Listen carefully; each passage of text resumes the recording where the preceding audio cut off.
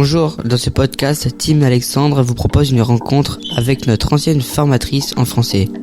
Son métier est inspirant parce qu'elle nous a transmis une chose importante, reprendre confiance en l'école.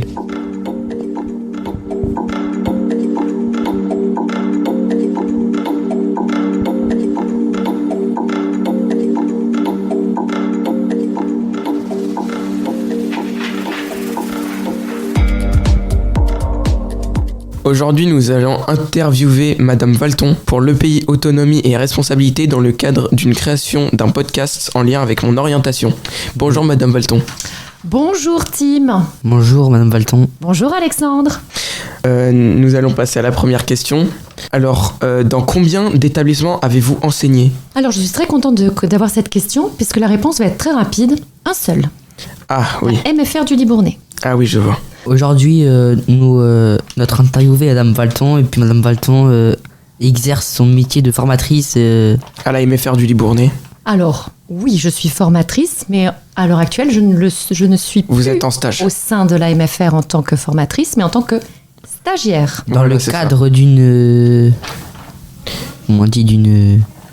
Mais en fait, je suis Un stage. en reprise d'études. en reprise d'études, voilà. Voilà. Et donc, comme j'avais besoin d'un stage, je suis venue au sein de l'établissement que j'ai connu pendant 3 ans. Ah oui. Moi, j'aimerais bien savoir quel stage... Quel stage pourquoi je suis en stage ici ? Oui, c'est ça. Alors, dans le cadre de ma licence en sciences humaines, puisque vous ne me l'avez pas demandé, j'ai un mémoire à rendre sur mes pratiques professionnelles. Et en fait, moi, si je reprends mes études, c'est pour m'améliorer, puisque je me suis rendu compte qu'en fait, que tout comme vous, j'ai besoin de m'améliorer, j'ai besoin de progresser. Et donc, j'ai appris beaucoup de choses et j'ai souhaité faire mon stage au sein de la MFR pour la simple et bonne raison que je connais l'établissement et que j'étais en mesure de savoir ce que j'allais présenter et surtout avec les améliorations que j'ai apportées à mes cours, à mes présentations. Voilà. Merci beaucoup. Vous êtes formatrice de quoi aussi ? Quelles sont les matières que j'ai l'habitude Que vous d'enseigner ? Oui, c'est ça. Alors, à l'origine, moi, c'est l'anglais. Ah, et le français. Et donc, en effet, le français. L'histoire géo pour les 4e et les 3e. Pas au-delà. Je n'ai pas les compétences. Et ensuite, en pro, donc le cadre de vie. Vous vous rappelez ce que c'est le cadre de vie ? L'hygiène, la cuisine, la restauration, les pratiques Ah oui, un peu ce professionnelles que en fait... cuisine. Oui, un petit peu, oui. Mais vous êtes... Ah oui, c'est vrai, vous êtes là pour combien de temps déjà ? Alors moi, j'étais là pour 3 mois. Je suis là jusqu'au 3 avril. Ah oui, c'est vrai. Avez-vous toujours une bonne relation avec vos collègues ? Une bonne relation avec mes collègues. Alors donc, au sein de la MFR, oui. Vraiment. C'est ce qui m'a donné envie de revenir et de rester. Mais je n'ai pas été que formatrice, comme je vous ai dit. Moi, je n'ai fait que 3 ans, en fait, en tant que formatrice au sein de la MFR. Donc, dans mes autres vies professionnelles, je dirais ça dépendait.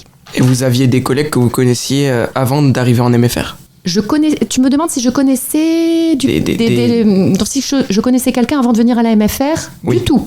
Pas du tout. Ah oui. Non, je ne connaissais personne. Combien d'heures par jour passez-vous dans une école ? Enfin, dans une MFR ? Combien d'heures je passe par jour ? Alors là, dans le cadre de mon stage, c'est particulier. Quand j'étais formatrice, j'étais présente de 8h à 17h30 officiellement. Mais vous en savez quelque chose, jusqu'à 19h, vous me trouviez assez souvent. Et les jeudis aussi, vous n'y étiez pas là ? Et les jeudis, en revanche, j'étais absente. C'était ma journée de temps partiel, car je devais m'occuper de mes adolescents, à moi. Ah oui, c'est vrai, j'étais pas au courant de ça. Que comptez-vous faire plus tard ? Plus tard. Alors tu sais, je vais avoir 49 ans, bientôt. La retraite ? Mais écoute, je te remercie, Tim. Merci. Je pense que je vais m'en aller. Oh non. Alors, qu'est-ce que je compte faire plus tard ? Moi, j'ai trouvé ma vocation, donc depuis 3 ans, donc la formation. Ah oui. Parce que, comme vous ne me l'avez pas demandé, j'ai eu un parcours avant qui pourtant me plaisait. Mais en ayant fait un bilan de compétences, j'ai fait un bilan de compétences qui a déterminé, qui a conclu que ce qui était fait pour moi, c'était la formation. Je n'y croyais pas. Et c'est comme ça que je suis arrivée à la MFR. Et en effet, mon chargé de bilan de compétences avait raison. Donc, je vais être formatrice.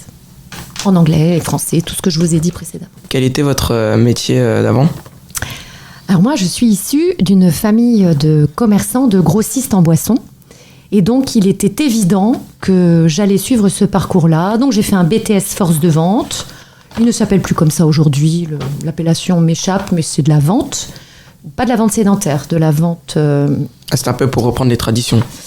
Et donc, moi, il était obligé que je reprenne l'affaire de mes parents, donc grossiste en boisson, enfin voilà. Et c'est quoi le grossiste en boisson ?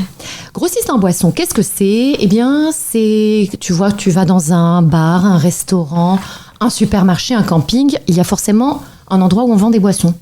Eh bien, C'était mon job en tant que commercial, c'était de proposer les gammes de produits que j'avais pour qu'ils puissent les revendre faire à un peu leurs comme clients. des pubs. Alors, je ne faisais pas que de la pub, je faisais en sorte qu'ils achètent mes produits. Et donc, j'ai fait ça pendant plusieurs années et j'ai été recrutée par une maison que vous connaissez peut-être. J'ai travaillé pendant 5 ans chez Cronenbourg. Non, je connais pas. C'est une marque de bière française. Ah voilà, j'allais demander quel était le type de boisson que vous vendiez. Et je vendais de la bière. D'accord. Très bien.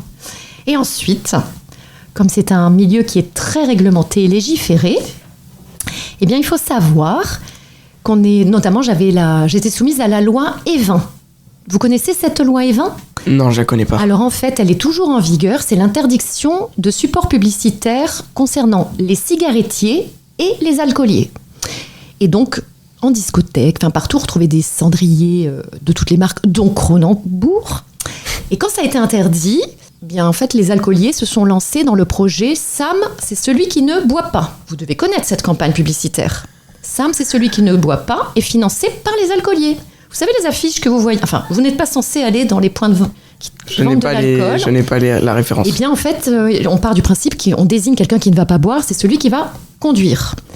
Eh bien, c'est toute l'hypocrisie de ce métier. C'est qu'en fait, j'incitais à vendre et à consommer de l'alcool et en même temps, je devais coller partout mes affiches pour dire surtout, ne buvez pas.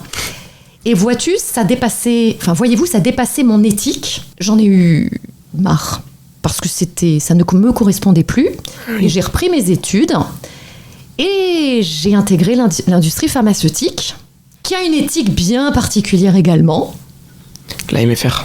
Non, l'industrie pharmaceutique. Ah oui. Qu'est-ce que c'est ? Je travaillais pour deux laboratoires. Ah, pour des médicaments, ça, non ? Voilà. J'ai travaillé pour un qui est très connu. Quand je vais vous dire le nom, vous allez dire « Eh oui, AstraZeneca ».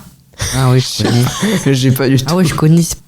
C'est un grand truc à AstraZeneca, non, j'ai... Alors, c'est le 7e laboratoire mondial, mais surtout, il a été connu pour les mauvaises choses, pour ce fameux vaccin Pfizer, contre le Covid. Non, Pfizer, c'est un laboratoire américain. C'était notre concurrent.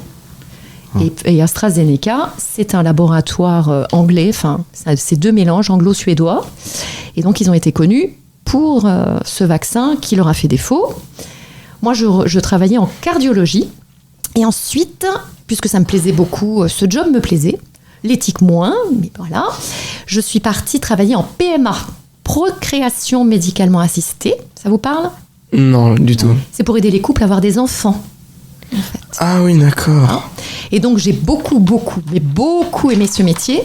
Mais comme les traitements sont c'est des hormones d'origine humaine, là aussi, il y a une éthique particulière. Et puis, je ne me suis plus reconnue dans mes valeurs parce que il y a une loi anti-cadeau. Moi, de toute façon, à chaque fois que j'arrive dans un job, il y a toujours une loi qui arrive. Et la loi anti-cadeau, quand je dis ça, c'est que les médecins, on était coutumiers du fait d'être achetés, pas d'autre terme. On leur offrait des voyages, des cadeaux somptueux. Et du jour au lendemain, ils devaient signer un document comme quoi on leur avait donné un cadeau. Le cadeau, c'était un crayon, un post-it. C'était une valeur marchande de maximum 20 €. Autant vous dire qu'ils nous ont dit, mais on ne veut pas ça. Et donc, ça se faisait, comme vous dites, par derrière. Et moi, ça m'agaçait parce que nous n'avions pas le droit de le faire, mais ça se faisait quand même. Et donc, c'est là que j'ai été faire un bilan de compétences et que vous m'avez eu face à vous. Voilà. Ah oui, quand même. Ça fait une longue histoire, je pensais pas autant. Que vous buvez de la bière, vous, personnellement, ou pas ? Mais bien évidemment. Il faut aimer les produits que l'on vend. Je ne pouvais pas consommer les hormones que je présentais, tu vois, et les statines en cardiologie. Mais en revanche, quand je travaillais chez Cronenbourg, je ne disais pas non à une 1664. C'est désaltérant. Vous préférez les bières blondes ou brunes ? Brunes, surtout pas. Surtout pas les brunes, ce n'est pas mon goût. Mais je te remercie, tu vois, je bois de la bière. Quel était votre métier de rêve ? avant de devenir formatrice? Eh bien, mon métier de rêve, ça a toujours été d'être dans l'enseignement. Ah oui. Donc j'ai été contrariée, entre guillemets. Dans vos anciens métiers, vous entendiez avec tous vos collègues aussi? Alors, chez Cronenbourg, je dirais non. Pourquoi ? Parce que j'étais la seule fille.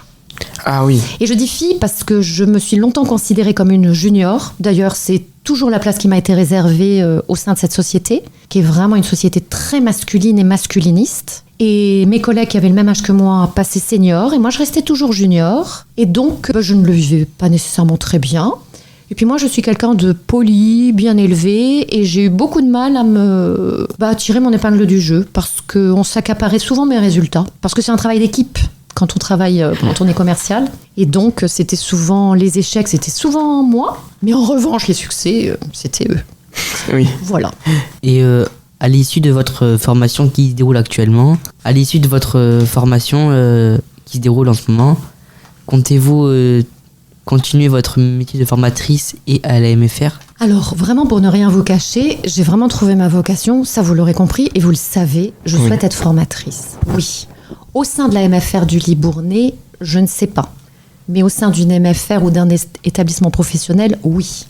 Initialement, ma vocation, c'était l'éducation nationale. Et finalement, je préfère largement les possibilités qui sont offertes au sein des MFR, puisqu'on a certes un grand amplitude horaire, mais une véritable liberté quant à la délivrance des cours et quant à la proximité qu'on a avec vous. Vraiment. Donc j'aimerais exercer au sein d'une MFR ou, je vous dis, d'un établissement professionnel. Et vous comptiez aller dans quel MFR? Ou dans quel établissement?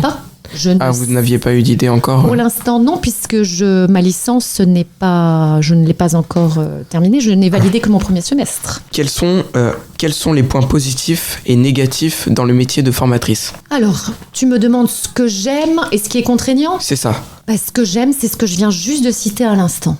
C'est le fait d'être très proche de vous, d'avoir cette liberté de délivrer le message, le fait d'être polyvalent, en fait. Je trouve ça vraiment très intéressant. Les contraintes, je dis une contrainte parce que ça l'est, mais que je le tourne en positif, c'est le fait qu'on se donne à 100%. On ne peut pas se donner à moins. Et que, en se donnant à 100%, ça prend un petit peu sur la vie personnelle, malgré tout. En tout cas, moi, c'est ça. Vous comptiez rester jusqu'à combien de temps en MFR? Enfin, vous serez capable de rester encore combien de temps en MFR? Vous vous sentirez capable de rester? Jusqu'à ce que je ne puisse plus me lever de mon lit. J'attendais pas à ça. Pour une formatrice, quelles sont les sanctions possibles à être mises en place pour la direction? C'est-à-dire, est-ce que je peux être sanctionnée et quoi? Oui, c'est ça. Quelles sont les sanctions possibles pour une formatrice? Là, c'est comme dans tout job. Si je commets un impair, on reçoit des blâmes. Et la sanction finale, c'est le licenciement pour faute. Oui. Vous avez déjà connu des gens qui ont fait ce cas-là? Alors, au sein de la MFR, non. Je l'ai connu précédemment dans l'industrie pharmaceutique. Oui, je l'ai connu. D'autres collègues, oui, ont eu ce sort réservé. Ça arrive. C'est comme vous. On vous sanctionne quand on commet une faute, mais l'adulte n'en est pas exempt. C'est plus sérieux pour les sanctions pour les adultes, enfin les formateurs, formatrices, que les élèves. Parce que les élèves, ils sont là pour étudier. Par exemple, si par exemple ils font exclure de cours ou ils vont en hors de colle, il y a moins de conséquences que si c'était une formatrice qui faisait une erreur. Tu es sûr? Pas tellement, mais c'était pour savoir si c'était le cas. Je comprends le parallèle que tu peux faire parce qu'un adulte n'a pas envie de perdre son job. Mais toi, tu as envie d'avancer. Oui, j'ai envie de trouver ta voie, ton orientation. Ouais, bien sûr. Quand tu es exclu de cours, quand tu prends un avertissement, y a des conséquences et tu peux être exclu de l'établissement. Oui, forcément. Et donc, tout recommencer à zéro, non, tu sais, c'est finalement comparable. Oui, c'est vrai. Avez-vous besoin de certaines qualités? Oui, en effet, j'ai oublié d'y répondre tout à l'heure. Pardon, merci de me le redemander. La patience, beaucoup de patience, de l'adaptabilité, parce qu'on prépare un cours. Moi, je préparais mes cours comme un acteur de théâtre. Et puis, en fait, rien ne se passe comme prévu. Il y a toujours quelque chose qui va faire qu'on va changer par rapport à des questions, à des remarques. Donc, il faut s'adapter, vraiment. Est-ce que ça vous convient? Oui, mais c'est dur de s'adapter? Alors, si c'est difficile, on ne fait pas ce métier. C'est vrai. C'est un métier passion pour vous ou pas? Oh oui. Je n'aurais pas cru ça, tu vois. Vraiment, Alexandre, je te le dis, c'est après avoir fait ce bilan de compétences, quand j'ai eu ces conclusions, j'ai dit, ça perd l'hypopète. Moi, mais pas du tout. Et puis si, vraiment. Et il faut de la patience pour être formateur, formatrice. Je disais oui, beaucoup de patience. Et de la passion, c'est vrai, et de la passion. De la passion. Ben, merci beaucoup d'être venu pour l'interview. Et merci de nous avoir aidés dans notre projet, du coup, pour le pays autonomie et responsabilité. Mais moi, je vous remercie tous les deux. Je suis très flattée d'avoir été choisie. Ça me fait bien plaisir. Comme ça, vous me connaissez un peu plus. Merci beaucoup.